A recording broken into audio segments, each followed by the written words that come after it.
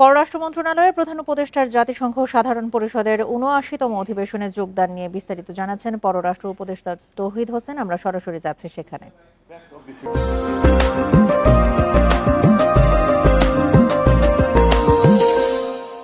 শীর্ষক একটি ভবিষ্যৎমুখী ঘোষণাপত্র অ্যাডপ্ট করলেন।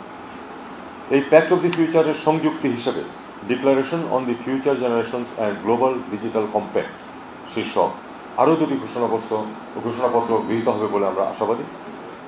উল্লেখ্য, এই তিনটি ডকুমেন্টের চলমান নেগোসিয়েশন প্রক্রিয়ায় জাতিসংঘে বাংলাদেশের স্থায়ী মিশন সক্রিয়ভাবে অংশগ্রহণের পাশাপাশি জাতীয় ও আন্তর্জাতিক পর্যায়ে এ বিষয়ে আলোচনা ও মত বিনিময়ের লক্ষ্যে বাংলাদেশ কর্তৃক জাতিসংঘের সংশ্লিষ্ট সংস্থাসমূহের সহযোগিতায় ঢাকায় বিভিন্ন উদ্যোগ গ্রহণ করা হয়েছে।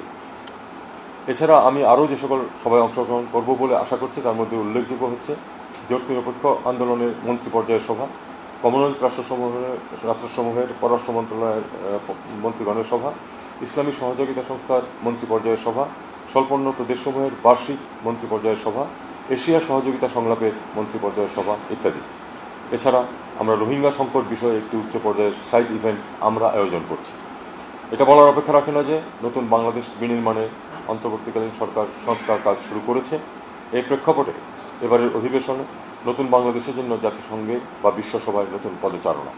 এবারের অধিবেশনে আমাদের কাছে একটি বিরাট সুযোগ বিশ্ব দরবারে এই বৈষম্যহীন ন্যায়ভিত্তিক বাংলাদেশকে উপস্থাপনের জন্য। জাতিসংঘের অগ্রাধিকার ইস্যুগুলোর প্রত্যেকটি বাংলাদেশের জন্য সমানভাবে গুরুত্বপূর্ণ। এই ইস্যুগুলোর উপর যে ইভেন্ট আছে, বাংলাদেশ তার সব কটিতেই সক্রিয়ভাবে অংশগ্রহণ করবে। বাংলাদেশ জাতিসংঘ সহ বহুপাক্ষিক কূটনীতিতে জাতীয় স্বার্থ সংরক্ষণের জন্য গুরুত্বপূর্ণ মাধ্যম হিসেবে মনে করে। সার্বিক বিবেচনায় এবারের অধিবেশন মাননীয় প্রধান উপদেষ্টার নেতৃত্বে বাংলাদেশ প্রতিনিধি দলের অংশগ্রহণের মাধ্যমে বাংলাদেশের জাতীয় স্বার্থ সংশ্লিষ্ট বিষয়সমূহ আন্তর্জাতিক সহযোগিতার ক্ষেত্রকে বিস্তৃত ও সুদৃঢ় করবে বলে আমি আশা করছি। আপনাদের সবাইকে ধন্যবাদ। আমি কি ওখানে চলে যাবো?